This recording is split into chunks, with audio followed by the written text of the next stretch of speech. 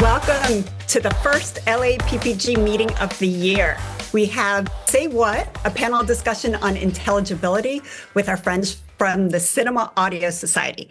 So we couldn't be more excited to have them here with us tonight. And I am going to welcome our moderator for tonight, Marc Fishman. He has been a re-recording mixer for over 26 years. Some of his feature credits, this is like a list of my favorite movies: Superbad, Bridesmaids, The Old Guard, and Anchorman 2. He recently mixed the broadcast series The Last of Us, Hunters, Little Fires Everywhere, and Lovecraft Country. And Marc has won a Primetime Emmy for the miniseries John Adams and has been nominated for several other Emmy, BAFTA, and CAS awards. So welcome, Marc. Thank you for being here with us. No, thank you for having us. I'm excited to see everybody here and excited to talk about this topic that's very near and dear to my heart. I'm not going to waste much time. I'm going to introduce the other three participants with us today. First is Bob Bronow, and Bob is a multi-Emmy award-winning mixer, sound designer, sound editor. Some of his credits include American Soul and Deadliest Catch. Welcome, Bob. Hi. Thank you for asking me here. This is great. This is awesome. Secondly is Alexandra Fehrman.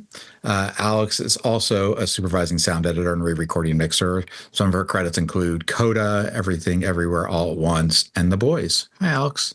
Hi. So happy to be here having this very important conversation. Awesome. And lastly, but certainly not least, Jon Greasley. Jon is also sound designer, supervising sound editor, and re-recording mixer. Tons of credits: Kung Fu Panda 4, Sonic 3, lots of stuff. So, Jon, welcome. Good evening, everybody. Great. Well, we thought we'd start tonight. I'm going to lead this off with Jon.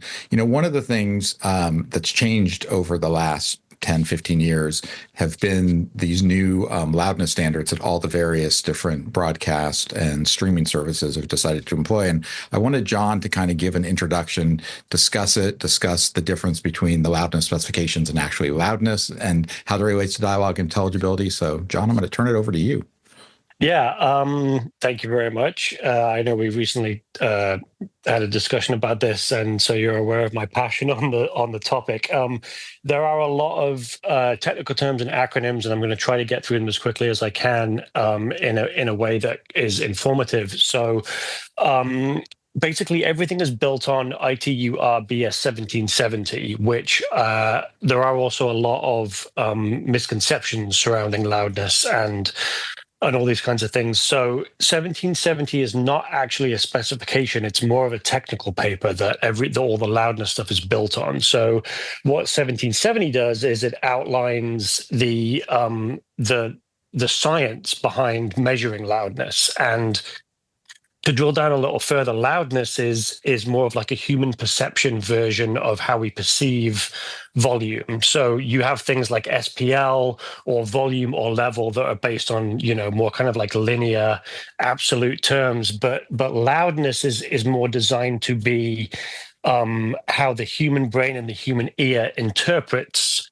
how loud things are. And that's how these algorithms and measurements of loudness were originally conceived. The reason I say misconceptions is because I think a lot of people think that 1770 is a spec, which it is not. It is more, like I said, the science behind measuring loudness.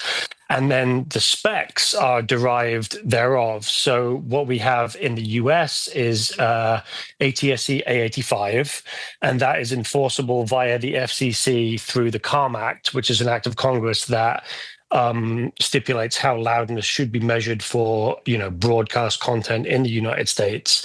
But then in Europe, you have R128, which is Europe's version of A85. And there are some different versions of that in other places in the world. I think Japan has their own version of it. Obviously, R128 being European, that covers a lot of territory.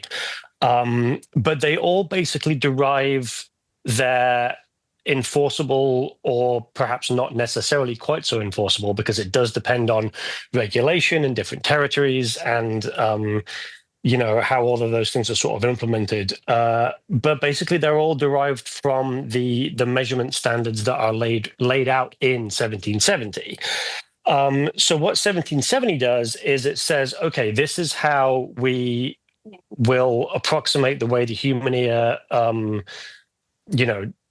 interprets loudness. And so then from that, we get LKFS. So LKFS is basically a North American term. It stands for loudness K-weighted relative to full scale. The reason that it's LUFS in the rest of the world is because the K weighting part of it is viewed as a redundancy. So the accepted way to measure loudness is K weighting, which is a way that it's weighted for the way the human ear interprets loudness. And in the United States, for some reason, we decided that it was important to point out the K weighting part of it, but the rest of the world decided that K weighting was a foregone conclusion. So they say LUFS, which is loudness units relative to full scale. But they are the same thing. And so a loudness unit is basically the same as a decibel. Functionally, if you turn something up or down by 1 LU, you're turning it up or down by 1 dB. But the reason that gets a little bit kind of dicey when you're mixing is if you're turning your mix up or down by 1 dB, but leaving your peak limiters where they are, you're not necessarily getting 1 dB in or out to 1 LU in or out. So if you've got peak limiters at -2 and you turn your mix down 5 dB to try to hit a loudness target, your loudness measurement isn't necessarily going to change by the amount of dB that you've made an adjustment, because limiting also has an effect on loudness. So all of that to say, it is quite complicated.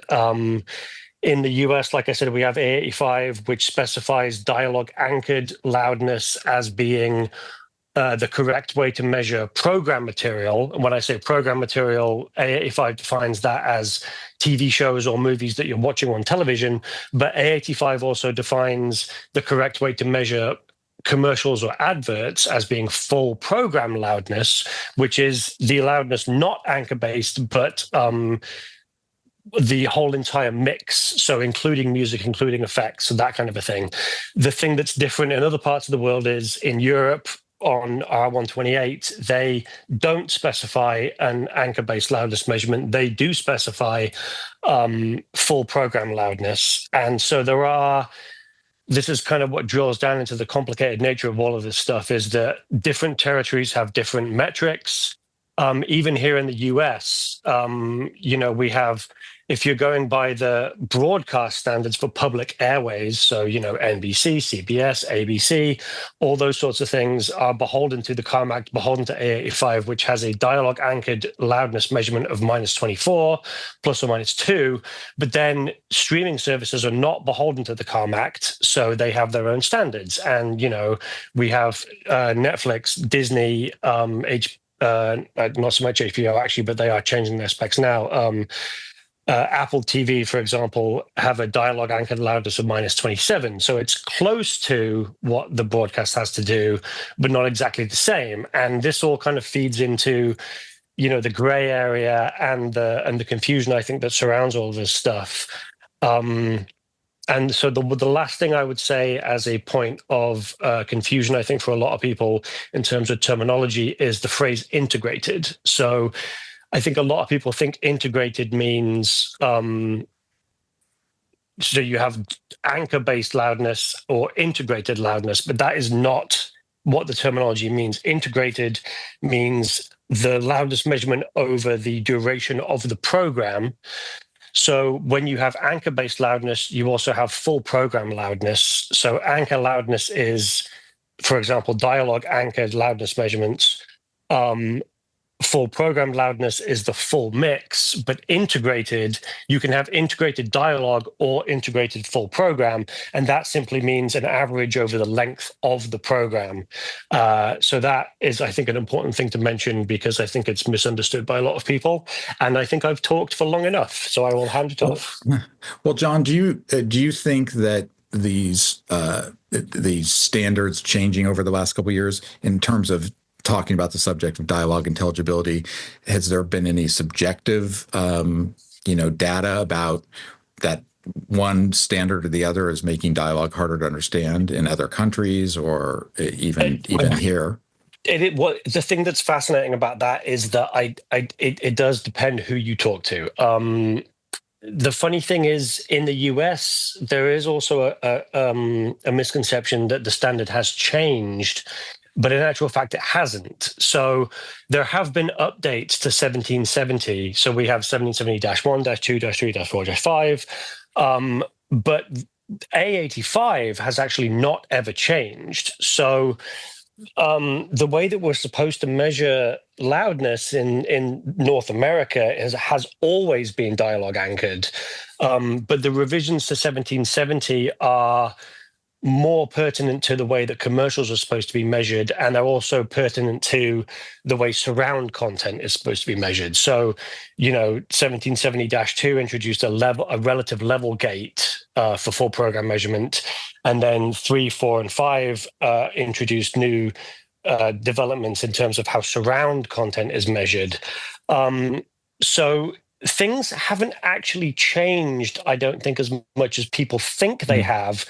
But because the more emerging technology companies, the streaming companies, Netflix is a prime example of this, and Scott Kramer is like a fantastic partner in this whole kind of discussion. The CARM Act doesn't change because it's an act of Congress, and Congress doesn't move very quickly, as we're all very aware. So the way that broadcast standards in terms of public broadcast are concerned, that is what it has been since its inception.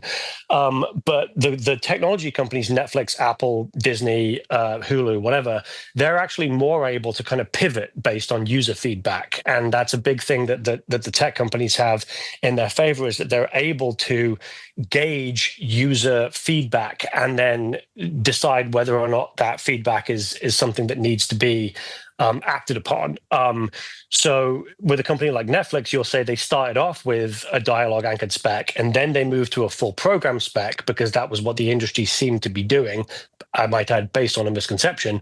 But then once they decided, based on their own data and based on their user feedback, that that was not actually a beneficial change, they moved back to a dialogue anchored spec. And that's where they arrived at the -27 as opposed to the -24 dialogue anchored loudness. Again, all of this is so confusing, and it's way more confusing than it really needs to be. I really feel like we're in an unfortunate situation where, obviously, I would say that the more data we have, the better off we are. But there is a situation where we're in kind of a reality where data is also able to be interpreted by people who know what they're talking about and people who don't know what they're talking about, and all the rest of it. So I think we've gotten ourselves into a situation where we have so much information, but we have so little cohesion on the right way to interpret it, that we've kind of gotten ourselves into a little bit of an industry pickle. Right.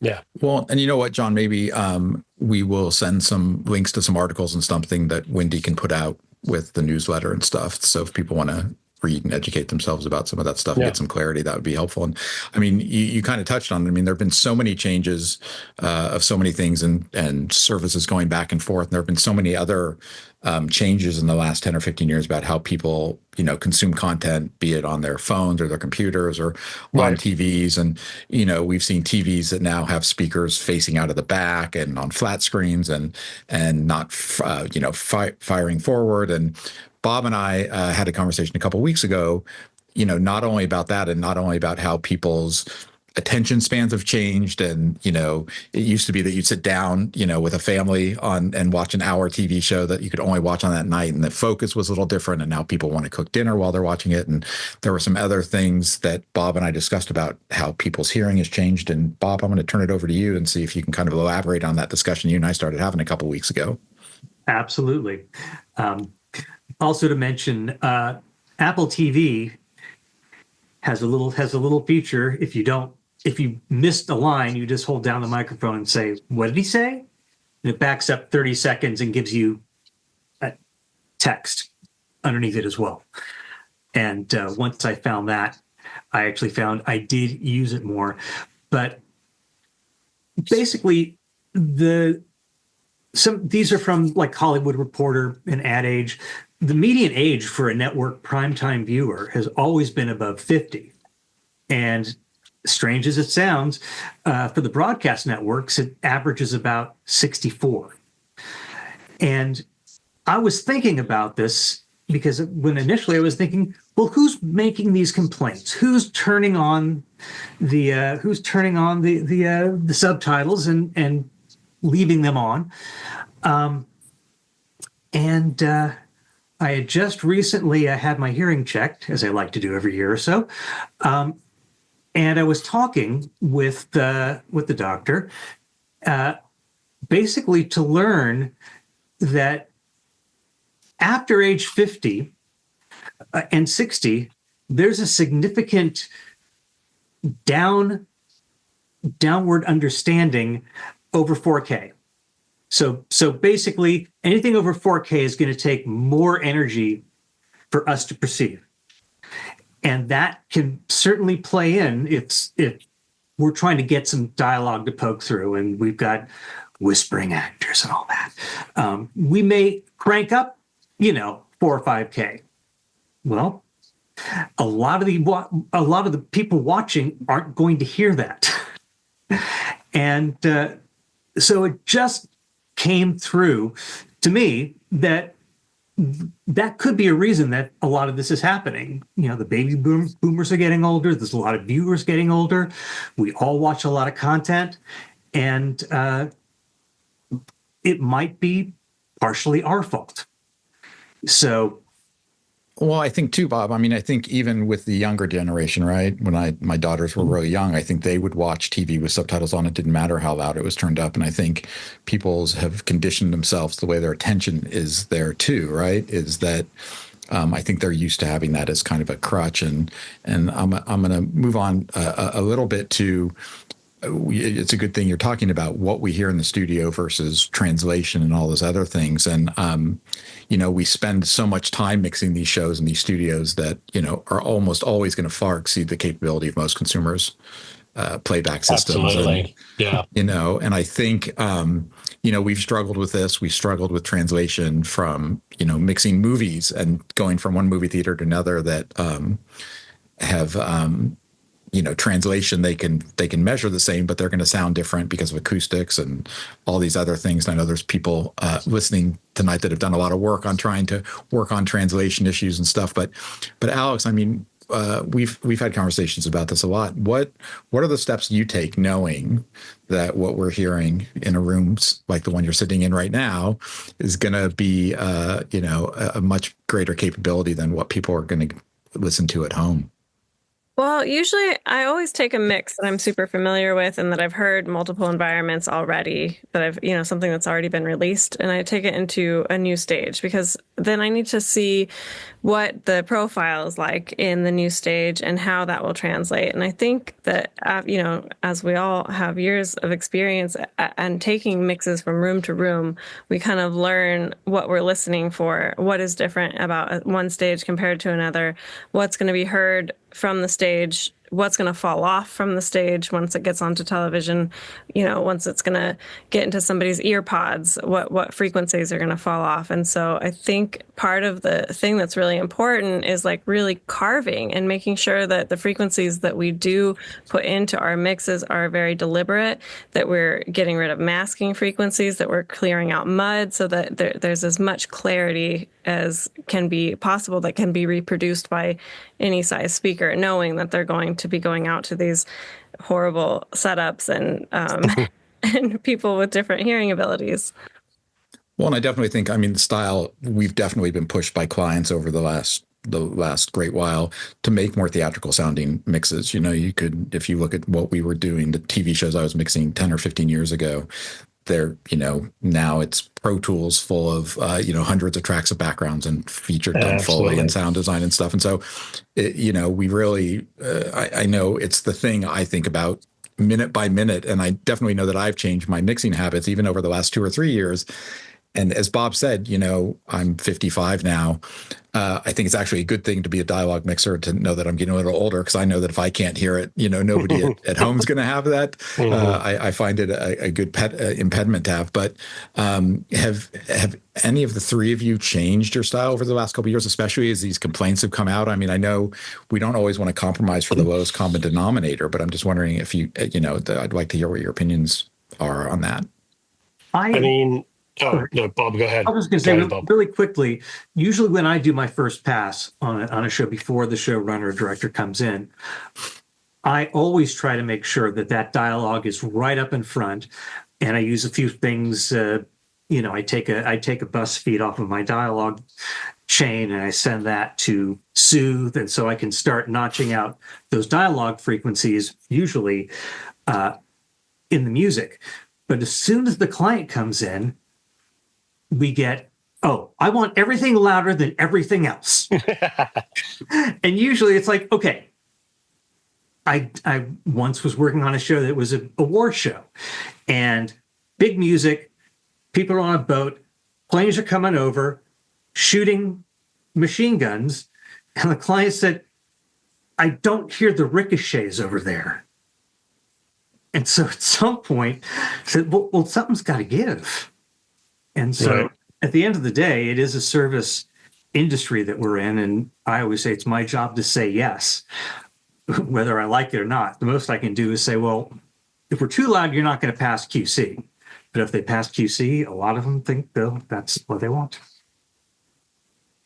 I'll jump in and say there's a, the broader idea of mixing is that we're adjusting levels on things compared to other things. And really we're not. It's really the perception of, we're trying to introduce feeling. And so if somebody wants music to be louder, they don't actually mean that they want it to be louder. They want it to be more powerful. How can I make the music more powerful without impeding into the range that's going to affect the dialogue? So and that's a lot of time, and we are increasingly getting less and less time. But you need time to think about like, how can I make the percussion, be the driving force, but also not be something that's continuously distracting? How can I carve this? How can I bring that stem in under this important line of dialogue so that it starts to, kick off the, gun shoot or whatever's, shootout or whatever's about to happen? Or you need time to make these decisions, to decide how you're going to pan something, to decide how you're going to play with the stems, and how you're going to really make certain things pop out. And we don't have that time anymore in some cases. Yeah, I think what I would add to what Alex and Bob both said, I think they both spoke to a little bit more of kind of like the visceral and kind of emotional aspect of mixing. And so what I would add to that is that we are faced with some technological restrictions that are kind of like harsh realities for what we do. We talked about theatrical mixes versus near field mixes. I do feel like most movies, even now, that do well in theaters, live most of their life on like a streaming platform or, airplane screenings or broadcast or whatever it is. And I do feel like near field mixers get kind of a short shrift, budgetarily and time wise, much to what Alex just said. But the hard thing about near field mixes is that the variation in the playback formats that people have in their homes is so wide and so unpredictable that when we're mixing, a movie or a TV show or whatever it is on like a, like the room Alex is sitting in right now is a fantastic sounding room, Dolby Atmos. It works for, it's a smallish room for theatrical, but it works great for theatrical. And then you're trying to make it translate for people's living rooms. And somebody might have, like a really great sounding soundbar. They might have like a Dolby Atmos system. They might have discrete speakers that go, 512 all around them, or they might just be listening to the, the built-in crappy speakers on their TV, like Mark, that you said, that are like facing against the wall and are like bouncing back into the living room. The level of variation that we're trying to protect for is almost kind of set up to fail. And and trying to protect for, I mean, we don't, you don't want to mix for the lowest common denominator, but you do need to protect for the lowest common denominator. Right. And I do think that there is kind of a cultural thing and this is almost kind of like almost with the rise of the streaming platforms where, they're bringing these big kind of feature directors in to make these TV shows, and everybody wants to feel like they're making this big, epic, theatrical style cinematic experience. And you're like, yeah, but most people are going to watch this on like a flat panel TV with really terrible speakers. Right. And there's this concept too that we can do, you'll do the Atmos mix, there'll be a 5-1 fold down, there'll be a stereo fold down. And depending on the technology of how you're watching it back, you might get like a customized 2-track, but you also might not get that. What you might get is the full Dolby Atmos mix. And then your playback system might do the real-time re-render that's going to play the full Dolby Atmos mix back in stereo on your terrible built-in crappy speakers that are bouncing off the wall behind the TV that behind the TV is mounted to. And so there's so much that we're just not able to control and not able to predict. And I think that, again, like I said, harsh reality, we need to, when we're doing near field mixes, we need to spend more time doing them. We need to fight for more time doing them, and we need to be aware of the technical limitations that are kind of facing us. Well, yeah, I mean, one of the things, you never, I've always, when I switched over from mixing features to more broadcast styled content, I'm actually one of these people. I never listen on small speakers on the mixing stage. I always listen on the mains. I listen in Atmos, and I'll usually take a stereo mix home and just listen to it. And if I can't hear a line of dialogue, I'll kind of turn it up. That's kind of my test. Or sometimes I'll go out and listen to the Evercast feed if we're playing back for clients and go listen to it on the computer next door, because you can't guard against everything, and there are certain things you can do. But it's also part of I have a very strong feeling that there have been articles written and people talk about this, and you look online, but I've still yet to see I've yet to see a movie from certain directors that make these big, huge, bombastic mixes where you can't understand the dialogue that doesn't make less than $200 million, right?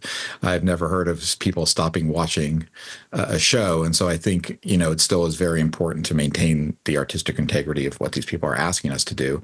I just think, as Alex said, I mean, one of the things I learned very late in my mixing career time was it was much more about getting rid of things and not about adding things, right? And figuring out how to make things work, right? You always think, oh, they want something to be louder. And it took years to learn that lesson. So, I think it's really important to keep that in mind. And I do think, again, I think part of this has been a little hyped up by all these media reports and all these other things. But I do think, we do need to take care as mixers just to make sure we listen to it in places that we know, that we trust. And then, when everybody signs off on it, we have to move on. So, and I agree with you too, John. The near field thing, it's Floyd Toole had this thing about the circle of confusion, and you can get it great in one place and then try and get it great in another, and it goes around and around in a circle, and you have to be very, very careful. So you have to kind of start trusting yourself and listening to your content.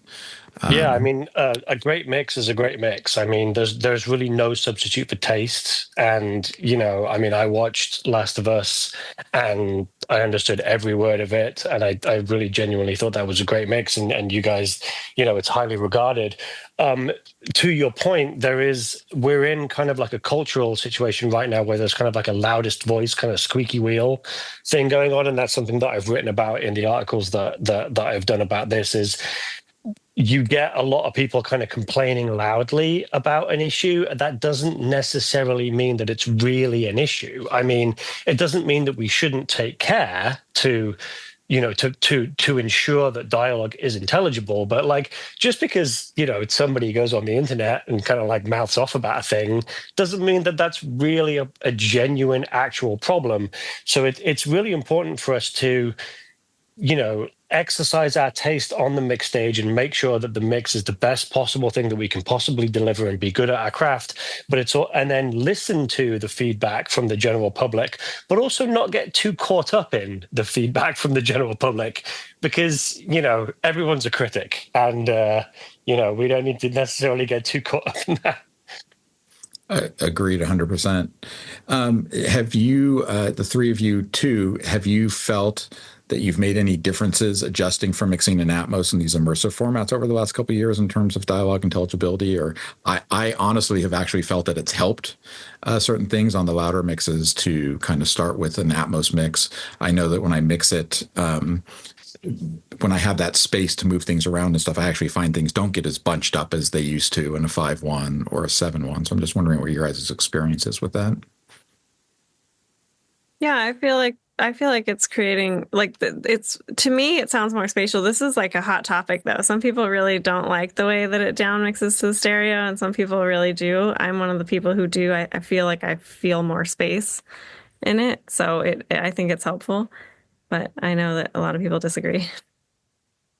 Yeah, to Alex, to your point, I think Atmos is a tricky format because it's very highly technical, and like the science of the way those down mixes happen is very involved. But I think if you set yourself up for success early on in your Atmos mix, it actually does translate really well. Like if you really genuinely understand how Atmos works, then your re-renders are usually pretty faithful. And I think that if you take the time to kind of understand that and then to consider how those things, you'll be like, okay, let's put this in the ceiling because it's going to sound cool, but let's also be concerned about how that will translate to the 2-track.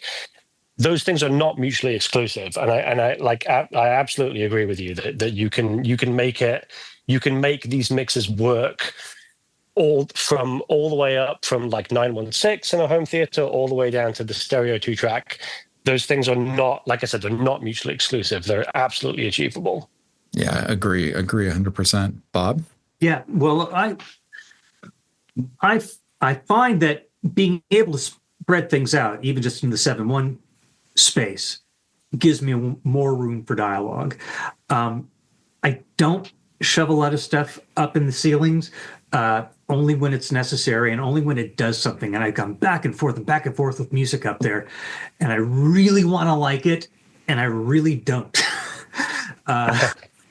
So, but a great point to what Jon was saying. A colleague of mine, one of his first Atmos mixes, the way it starts, the POV is you're underground and someone's digging above you and they're digging you out, which of course, yeah, you're going to put that stuff up there and it works great until you fold it down. And then he was saying, yeah, that it was coming from behind. It didn't make any sense. That's why I'm constantly jumping to all the different re-renders while I'm mixing, just to make sure. Well, I think Dolby's done a really, really great job, getting these things from when we started mixing in Atmos to the tools and the down mixes and stuff. And it was funny, I had a conversation a couple of years ago. I'll give Juan Peralta credit, and he said, we spent all these years trying to open up the sweet spot from stereo, then to LCRS, then to 5.1, and then we go to Atmos, and the sweet spot got a lot smaller and smaller and smaller. But I think that the down mixes have gotten so good, and with the 5.1s and the stereos, I think it really, for me, it seems like it has kind of been a one size fits all, and it works, and you have to check it and be vigilant about it. But again, we, on these shows we've been doing, we just don't have the time, as Alex said. We don't have a lot of time to check the 2-track or this. We can spot check it, but it's not like it used to be when you would print master a TV show at the end of the mix and be able to listen to the 2-track when you were doing it in 5.1 stuff. So. Well, and to the thing that Bob just said, I mean, I share this anecdote as something that I think will help anybody that's starting out mixing in Atmos, is something that I really wish I'd known sooner, and a lesson that I learned early on mixing Atmos is beds versus objects, right? So you've got, if you put something in the ceiling array in a bed, when that folds down into a stereo mix, or even to a 5.1 or a 7.1 mix, it's going the ceiling array of a bed goes into the surrounds of your mix, but the if you put something in the ceiling in an object, that actually has the possibility to mix down to the front or the sides or the rear of your surround mix. And that to me was a huge lesson. So I like when I mix in Atmos, I don't use 712 beds. My beds are 7.1, and anything that I want to put in the ceiling is going to be an object, because it's going to be top, front, top, middle, top, rear. Because if I might want something to go into the ceiling, but then fall down into the front of my 5.1 mix. But if you're using just the beds for height panning, everything is going to go into the surrounds, which is going to make it sound like it's coming from behind you. And that was a hard lesson that I learned really early on. And I wish somebody had told me about that sooner, you know? Yeah, we just actually, John, we just started, we're in the middle of Last of Us season 2, and we decided this season we're actually using 916 only. So we're not using any overhead beds. And we've definitely been happier with the down mixes. Yeah, same here with everything I'm doing. It's all, 916 with the object. Yeah, it's so much more specific with the down mixes. It's fantastic. Yeah, no, it's been great. It's been great. I'm going to ask Wendy, are there some questions that we should answer? I see that chat's been kind of buzzing for things, and we have not been able to follow it on here. Yeah, there's lots going on here. There is interest that it's interest in. Can you speak a little bit specifically about dialogue clarity? That was just a comment. Yes, I just saw that last comment. Yeah, I mean, I think one of the things that we've noticed over the last decade, there's a bunch of things. One, a lot more productions have been recording on location outside of sound stages. So we're tied to a lot more things. And even though we now have these great tools to help clean up the dialogue, that's changed a little bit. We've also seen, I mean, I can absolutely 100% say that we've seen that actors don't speak as loudly as they used to. It's a style that has changed, and I spend more time, clip gaining up a syllable, an S here or there, just to get them to do that. And you just have to really spend a lot. I mean, 90% of my day is trying to get the dialogue to be clear without it being sibilant. And so, I know what I do to do that. I use things like Soothe that aren't harsh, not a lot of compression, but something like Soothe that are dynamic, processors that only work on certain frequencies and stuff like that. John made a comment earlier. It's hard. We're up against so many other things on, making sure our mix gets actually properly translated and played back in the home, to the TV speakers, to XYZ. So it's rather than a general rule about the dialogue clarity is just you have to make it really clear on the mixing stage and make sure it's not harsh, because the harshness does the same thing. It just turns the audience off and makes them sit back in their chair and stop leaning in and listening to it. So that's my take on it. I can't give any more specifics, but Alex, you got anything to say about that? Well, I'll follow up on the noise thing. I think that we're in a time where you can take so much noise out, and so people are taking so much noise out. And I just want to say, a little bit of noise is okay. Having some noise and building the world around it is so much better when you're not losing consonants. I think that when people are just zapping through their mixes with all of these noise reduction tools, it's like really mushing stuff up. It's taking out some of the things that are like human sounds that have us identify words that are, that actually highlight a consonant or help you hear the word. Even if the recording's not great quality, the consonant will help you fill in the blanks. That's just how our brain works. And I think that goes back to time as well. A lot of editors, before they send us their tracks, don't have a lot of time to contemplate what kind of noise reduction they should use for this compared to this, or if they should use it, or if they can just smooth it out with fill and make it even. And so by the time it gets to us, it's just been fully zapped. Yeah. Well, I think it goes back to Bob's point too earlier about mixing in Atmos. And I've said this many times, but it's like, just because you can doesn't mean you should. And so I think people that are up and coming, as far as mixers and new people trying to find their way through this, is it is that one thing of, you can't overdo it. And I ask the dialogue editors not to no noise anything for me. I just say, just leave it for us, let us clear the noise out and do all that. So Wendy, is there something else? Yeah, let's do it. Okay, so here's just a quick one I think you guys can answer. Why aren't streaming services beholden to the COM Act? Does it have to do with streaming services not technically being a broadcast? Yeah, I'll hop in on that one. Yeah, the CARM Act only pertains to public broadcast, frequencies, basically. So it only pertains to things that the FCC have jurisdiction over. So public, PBS, NBC, like anything that you can get on like basically the old school rabbit ears type of broadcast, like things like HBO, right, where it's like a paid service. It's a little bit of a gray area because that not anybody can get HBO. You have to pay specifically to get it, but they still do technically use public airwaves in order to deliver it to the home. Whereas streaming services are not beholden to any of that. It's the internet, which is, we could have a whole net neutrality discussion that's kind of like, not necessarily connected, but slightly connected to this. But yeah, so basically, because the FCC doesn't have jurisdiction over the internet, streaming services are not beholden to the CARM Act, but public airwaves are. That's basically how that works. Okay. Here's from John Tatum. I worked on a Netflix show that sounded great in the online bay, but sounded clipped when I watched it in 5.1. At home, does anything happen in the Dolby digital encode? Well, it's not supposed to.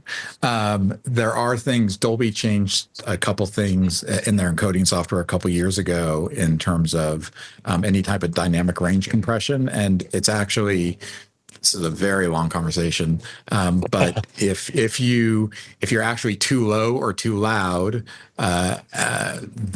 it used to just be that when you were measuring these tracks and encoding them, it would just measure metadata. The encoders have changed a little bit and are adding some expansion and compression depending on the input of the signal for encoding on those with the 5.1s. So it can happen. One of the things that I've gotten used to doing now is any of these streaming services, I have asked them to give us, demo streams just to make sure to try and guard against that. But again, we shouldn't have to police all this, but I can't say that as a general thing that happens, but there are reasons why it can happen. I will say Netflix tries to leave the source material as unmolested as they possibly can. So I do know for a fact that if Netflix doesn't have to do anything to it, if you meet their spec, then they will let it just pass through directly as you intended. Again, I mentioned Scott Kramer. He's an evangelist for kind of like audio fidelity at Netflix. And so it shouldn't be happening. Doesn't necessarily mean it's not happening. Yeah. I just wanted to add really quickly, kind of as an adjunct, sometimes I think it's brilliant to get examples on different feeds from the streamers. There was a time that I was mixing Deadliest Catch, and that was a stereo show. And I tried to deliver a 5.1 mix, and they blew a gasket. They said, you were violating our contract. You must send a stereo. But then I realized they're upmixing the stereo to 5.1. Ugh. And so I found everyone I could over there and said, okay, tell me what you're using and what you're doing so I can check it and make sure that we're good. Oh, that was top secret. And there wasn't any way they were going to tell me what they did. Wow. So even though it may have been just nothing, but it becomes so much, could have been just a crappy little up mixer, but there's no way they were going to give that away. Well, it's interesting. Oh, so Alex, go ahead. Oh no, I was just saying that doesn't make sense because you're providing the material that it does. No, it's like it's like a trade secret.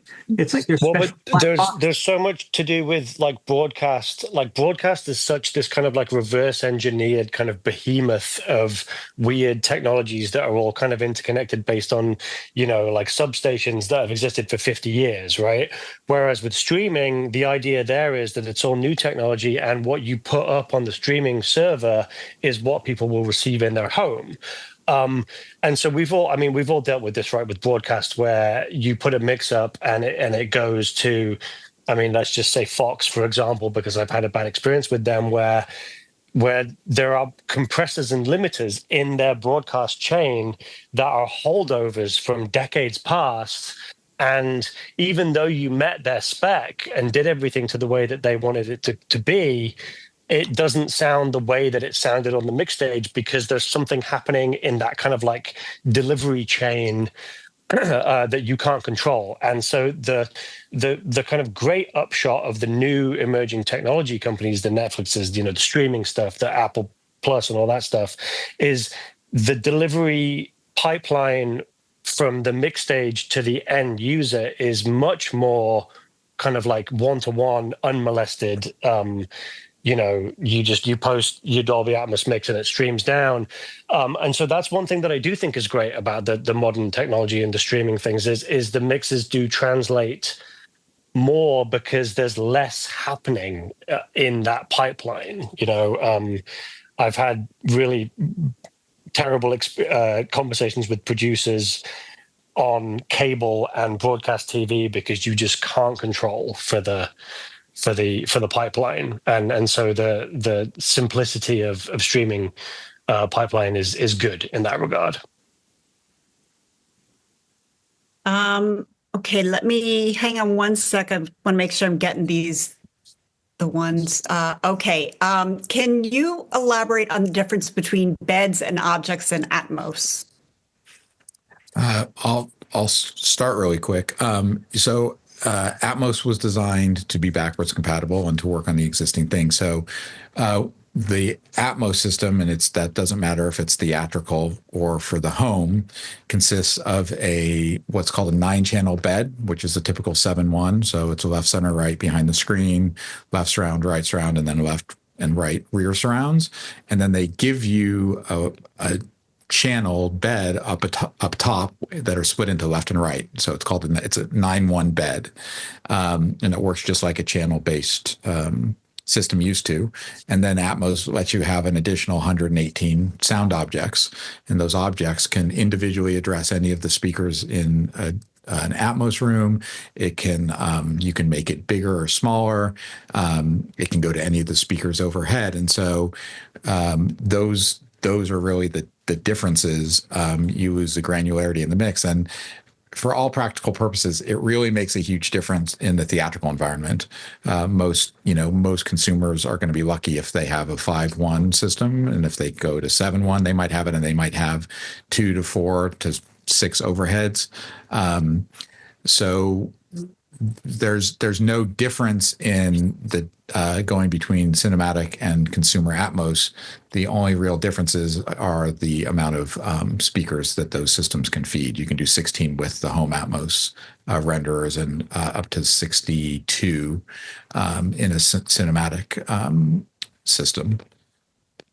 The reason I brought that up earlier was just because when you're doing an Atmos mix, what you have to then consider is your downstream re-renders.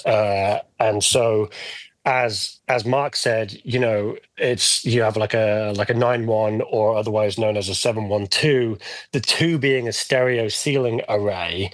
So you have your 7-1 array, LCR, sides, rears, and then you have your ceiling array in the bed, which is just stereo. So you have like ceiling left and ceiling right, which is an array that goes all the way along the length of your room. But when you put things in objects, you have the ability to place them in the ceiling at the front, in the ceiling a little bit further back, in the ceiling in the middle, in the ceiling in the rear, which sounds great in the Atmos mix. But the reason that it's very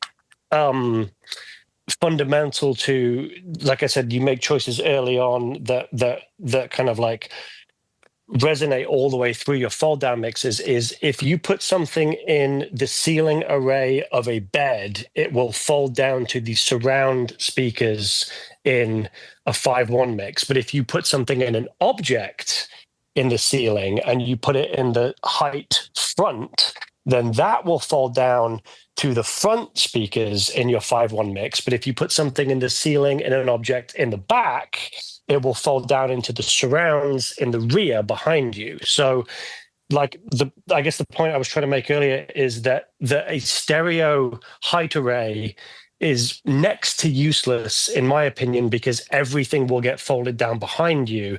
But if you use objects in your height array, then they will fold down to either in front of you, to the side of you, or behind you in your 5-1 and 7-1 re-renders. And so that, to me, I think is an important distinction. Yeah. Well, and I think Wendy needs us to wrap this up pretty quickly. But I one of the things I want to say is, as we've talked about all these things, I mean, we could all spend day-long seminars on any one of these topics, and we're all going to provide Wendy with contact information for us. So if there's any other questions we didn't get to, or things that you didn't feel we explained enough, or and just any general comments about what we're wearing, you can send them to Wendy at the email addresses we'll provide for you. But I just want to say thank you to the three people that helped do this with me. And again, I hope it's a hard conversation to do in 45 minutes. So please reach out to us if you have any other questions specifically that we didn't address. Awesome. Thank you so much, Mark. Absolutely. I think we scratched the surface and there's lots more for us to continue the conversation with. Thank you to Alexandra and Bob, Mark, and John. Thank you to Carol at the Cinema Audio Society for helping put this together. If you guys have questions or are interested in the Cinema Audio Society, be sure to go to their website. And as many of you know, we have a YouTube channel with over 100 various meetings of ours that we've taped. So we encourage you to go check it out. Find ones that interest you, to connect with us on Facebook and Instagram, also on LinkedIn. And we want to thank all of our partners. At the gold level, we have Blackmagic Design, OWC, Zeiss, and at the silver level, Avid and Synology. Plus, we have media partners, supporting partners, and community partners, because it takes a village. We thank you all so much for being here, and we hope you have a good night. Thank you, everybody. Yeah. Thank you. Thank you.